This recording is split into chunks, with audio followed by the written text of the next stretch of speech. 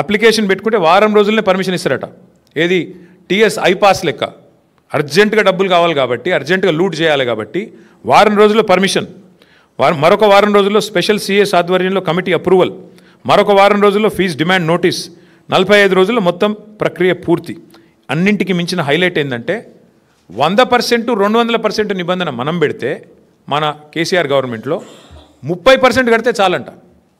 ఎంత హైలైట్ అంటే 30% చాలంటే ఏది 30% ఎస్ఆర్ఓ విలువ. ఉదాహరణకి మీకు ఎగ్జాంపుల్ చెప్తాను. అజామాబాద్లో ప్రస్తుతం ఎస్ఆర్ఓ విలువ, ఎస్ఆర్ఓ వాల్యుయేషన్ 32,000 రూపాయలు ఉంది. కానీ అక్కడ మార్కెట్లో 1,50,000 ఉంటుంది. యాజ్ ఇట్ ఈస్ 5 రెట్ల తేడా ఉంటుంది. బాలానగర్లో 45,000 ఉంది, కానీ బయట మార్కెట్లో 2 లక్షలు ఉంటుంది. జీడిమెట్లలో 32,000, 12,000 నుంచి 32,000 ఉంది. మార్కెట్ వాల్యూ దగ్గర దగ్గర 1,00,000 ఉంది. నాచారంలో 2,300 రూపాయల నుంచి 37,000 దాకా ఉంది. మార్కెట్ వాల్యూ 1,00,000 ఉంది గజం. నేను చెప్పేది చెర్లపల్లిలో 10,000 ఉంది గజం ఎస్ఆర్ఓ ప్రకారం. మార్కెట్ వాల్యూ కనీసం 75,000-80,000 ఉంటుంది.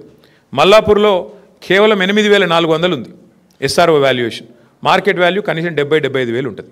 ఇప్పుడు వాళ్ళు చెప్పే రేవంత్ రెడ్డి చెప్పే లెక్క ఏంటంటే, చెర్లపల్లిలో నీకు ఇండస్ట్రీ ఉందనుకో, మార్కెట్ వాల్యూ అక్కడ 1,00,000 ఉన్నప్పటికీ ఎస్ఆర్ఓ వాల్యూ 10,000 ఉంటే రేవంత్ రెడ్డి గారు ఏమంటున్నారు, మీరు అందులో 3,000 కడితే చాలంట, మీకు ఇచ్చేస్తాం 45 రోజుల్లో. ఇంకా హైలైట్ చెప్తాను మీకు.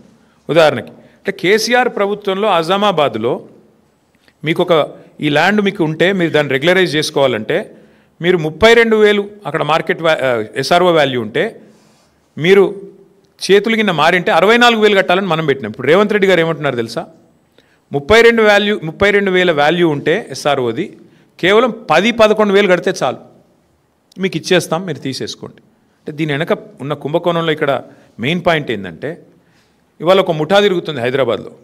ఆ ముఠా సభ్యులు ఎవరెవరే అంటే ఏవీ రెడ్డి, కొండల్ రెడ్డి, తిరుపతి రెడ్డి, కృష్ణారెడ్డి, వీళ్ళెవరో కాదు, అంతా ముఖ్యమంత్రి గారి బిజినెస్ పార్ట్నర్లు, ఆయన కుటుంబ సభ్యులు.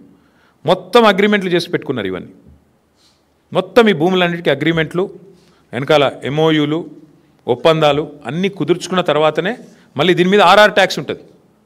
ప్రతి దగ్గర ప్రభుత్వానికి వచ్చేది 30%, మళ్ళీ తర్వాత 60%, 70% రేవంత్ రెడ్డి గారికి, కాంగ్రెస్కు ట్యాక్స్ కట్టాలి, కప్పం కట్టవలసిందే. ఈ లెవెల్లో అంటే ఒక 4-5 లక్షల కోట్ల భూములకు వీళ్ళు పెట్టిన టెండర్ ఇది. నేను అడిగేది ఒక్కటే, మీరు ఆలోచించండి దయచేసి. మొన్న మీరు జూబ్లీహిల్స్ ఎలక్షన్ చూసినారు. అక్కడ ముస్లిం సోదరులకి శ్మశాన వాటికకి ఇద్దామంటే 2 ఎకరాల జాగలేదు, 2 ఎకరాలు జాగలేదు జూబ్లీహిల్స్లో. హైదరాబాద్లో ఒక ఇందిరం ఇల్లు ఇవ్వలేదు 2 ఏళ్లలో. ఒక పేదవాడికి హైదరాబాద్ ఇల్లు కడదామంటే ఇవాళ 1 ఎకరం జాగలేదు ప్రభుత్వం దగ్గర. హైదరాబాద్ కాంక్రీట్ జంగల్గా మారిపోతున్నది. ఒక పార్క్ కడదామంటే జాగలేదు.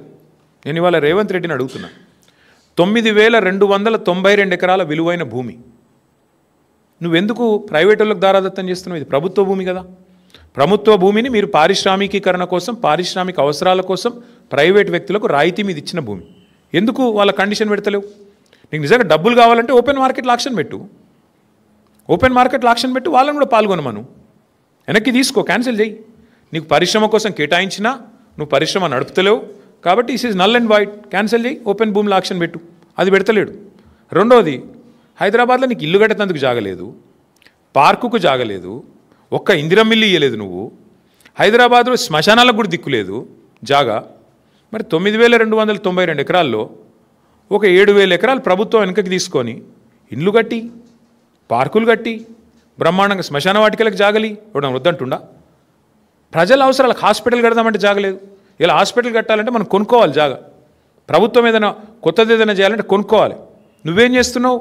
ప్రభుత్వ భూమి, పరిశ్రమల అవసరాల కోసం ఇచ్చిన భూమి ఇలా పెద్దలకు, పెద్ద పెద్ద గద్దలకు, డబ్బులున్న వాళ్ళకు, 1,000 కోట్లు ఉన్న వాళ్ళకు ఇలా ధారాదత్తం చేసి మొత్తం వాళ్ళకి సంతర్పణ చేసి ఎవరి లాభం కోసం చేస్తున్నావు? ఎవరి కోసం చేస్తున్నావు ఇంత పెద్ద లూటు? ఇది 5 లక్షల కోట్ల కుంభకోణం. 1 కాదు, 2 కాదు, 5